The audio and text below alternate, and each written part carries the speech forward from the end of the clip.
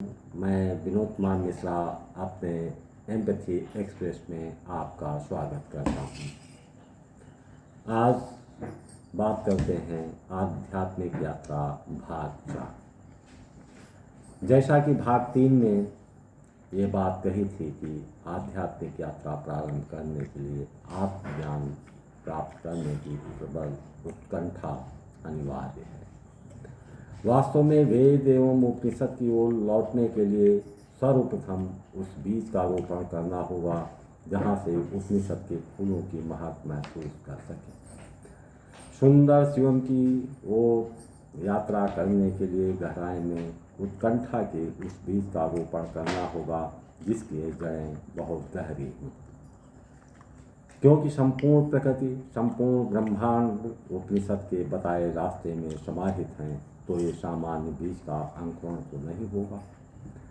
उसके लिए विशेष भूमि तैयार करना होगा जहाँ पर वेद उपनिषद के बीज का रोपण हो सके, ताकि वो बीज गहरे से होते हुए अंकुरित हो सके, उसमें वेदों के फूलों की कलियाँ भी आ सके, वो फूल विकसित हो सके। एक ऐसी भूमि जहाँ फूल ही न खिले बल्कि उसमें प्रवाह भी बन सके, उस प्रवाह का विस्तार हो सके।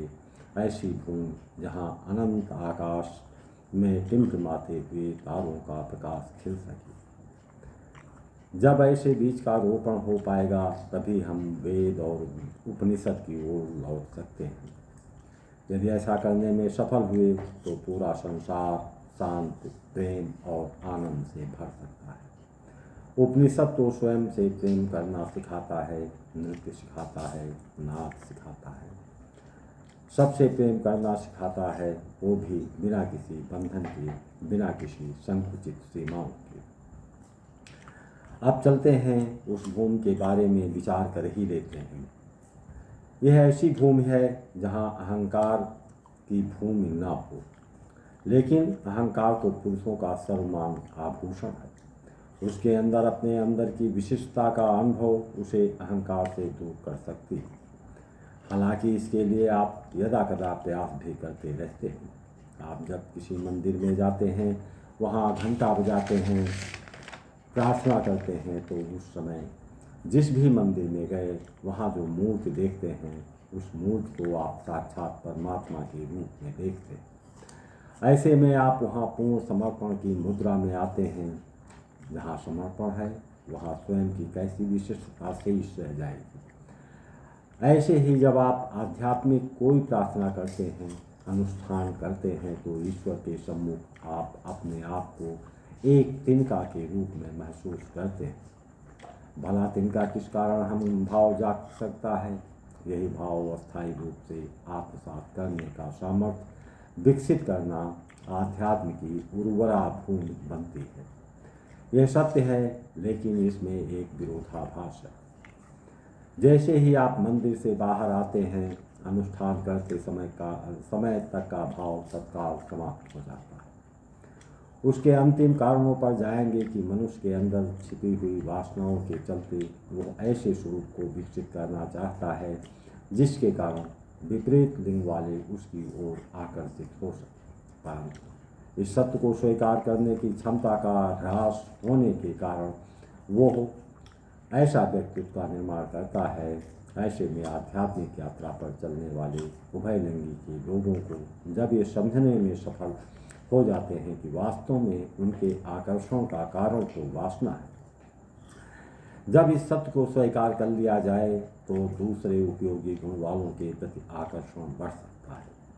जब ऐसी स्थिति उत्पन्न होगी तो आने वाले समय में अभिभावक भी अपने संतानों के व्यक्तित्व का ऐसा विकास कराने में सहायक भूमिका निभाएंगे कि उनके व्यक्तित्व के सर्वांगीण मूल्यों से ओतप्रोत की भावना अपने को ढालने का प्रयास करेंगे। जब मंदिर में परमात्मा के सम्मुख समर्पण का भाव उठेगा, अपने आप को एक सूक्ष्म से सूक्ष्म तिनके के सदस्य का भाव उठा, तो अहंकार तो कहीं कोने में छिप जाएगा और आध्यात्म के बीज बोने की प्रक्रिया में लग जाएगा। अहंकारी स्वभाव वाले लोगों में मान सम्मान की चाहत परम अवस्था में विद्यमान रहता है। उनके सम्मान मान के विपरीत कोई व्यवहार करता है तो वो बदले की भावना भगवती होती। आप अंदर तक आहत हो जाते हैं।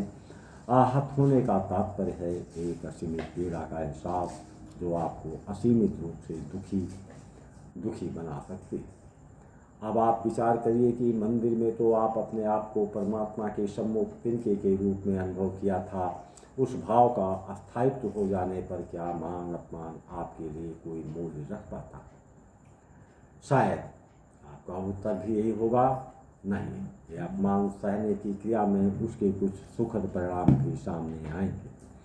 जब आपका अपमान हुआ, अपमान से आहत हो गए, आप दुखी हो गए, अंदर से रोए, उसका शांतपूर्ण समाधान किया जाएगा। उस दुख का विस्तार होगा, दूसरों को अपमान करने से बचेंगे, दूसरों के दुखों को भी आत्मसात कर देंगे।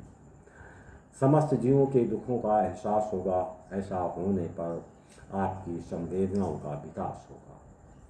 जब संवेदनाओं का विकास होगा तो उन्हें दुख, दर्द, पीड़ाओं की अनुभूति होगी।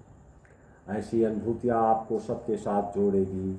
आप अन्य से पीड़ा और दुख के समन्वित गुणों से जब एक होंगे तो क्या हो? समस्त प्राणी के प्रति प्रेम की भावना विकसित होगी। प्रेम में क्या है? प्रेम समर्पण की ओर ले जाता है, अपनी स्वायत्तता प्रेम के अधीन कर देता है। अब प्रेम में क्या है? अनंत एकाकार होने की इच्छा, सुंदर सुंदर रूपन, न जाने कितने खिले हुए रंग, नृत्य करने की चाहत, गीत गाने की इच्छा। यही तो वो उर्वरा भूमि है जहाँ वेद और उपनिषद के फूलों के पौधे अंकुरित होंगे, उसमें फूल खिलेंगे, उसमें सुगंध बहेगी। यही वो उर्वरा भूमि है जहाँ पर आध्यात्म की ओर बढ़ने की प्रक्रिया का गर्भगृह तैयार होगा। आशा है वीडियो पसंद आई होगी। लाइक और सब्सक्राइब अवश्य करें।